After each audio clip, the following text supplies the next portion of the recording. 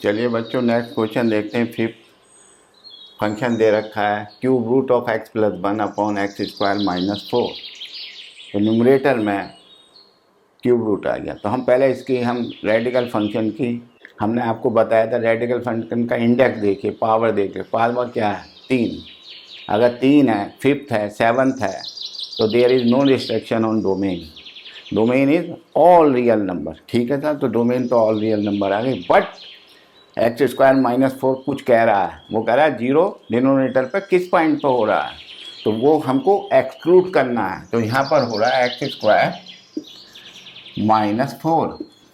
ये 0 के बराबर नहीं होना चाहिए। 0 एक्स की वैल्यू जिस पर ये 0 हो रहा है, तो वो पॉइंट क्या है? तो x² does not equal to 4। तो x does not equal two plus minus 2 पर। तो ऑल रियल नंबर, डोमेन क्या है इसकी? All real number except this. तो डोमेन आई x belong to all real number except plus minus 2।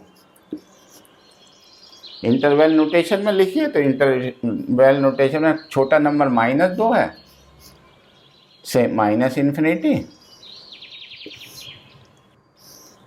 Union -2 से 2। भाई -2 और 2 को ही तो नहीं लेंगे, इसके बीच के तो नंबर लेंगे। नंबर हजारों नंबर होंगे इसके बीच में, उनको तो लेंगे। केवल 2 और -2 को नहीं लेंगे। ठीक है, यूनियन 2 से इनफाइनाइट। 2 यहाँ भी नहीं लेंगे, 2 नहीं लेंगे। तो ये आया तुम्हारा। क्लियर हुआ सवाल? अच्छी तरह क्लियर हो गया रेडिकल फंक्शन का। देखते ही मत घबराइए ऐसे 3 को, इसे हटा दीजिए। ये हो गया ऊपर ऑल रियल नंबर्स एक्सेप्ट नीचे वाला डिनोमिनेटर को। ठीक है, चलिए एक और देखिए सवाल।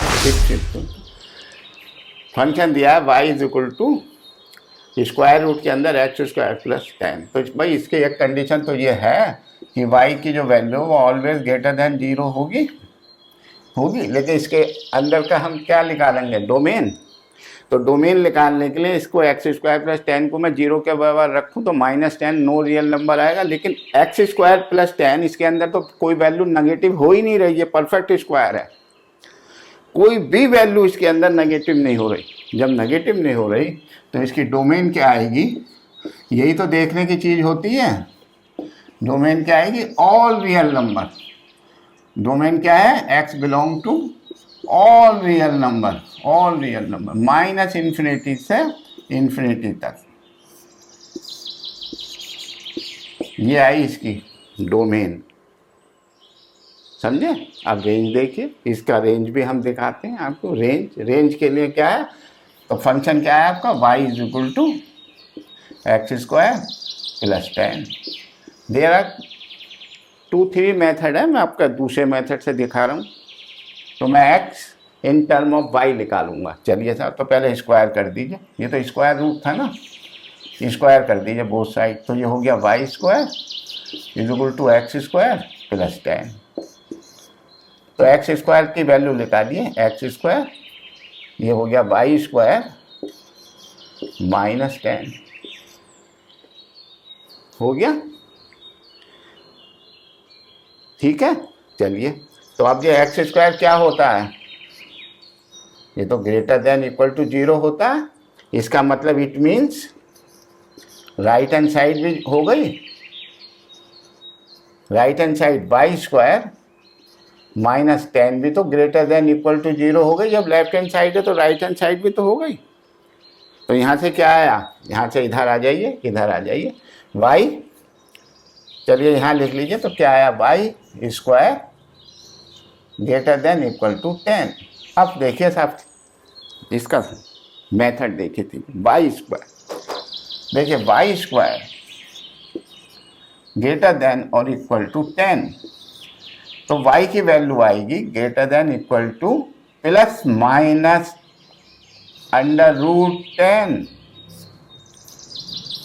अब प्लस माइनस है, मैं किसे लूँ किसे नहीं लूँ। तो एक कंडीशन ऊपर लिखी थी y, but y is greater than equal to 0।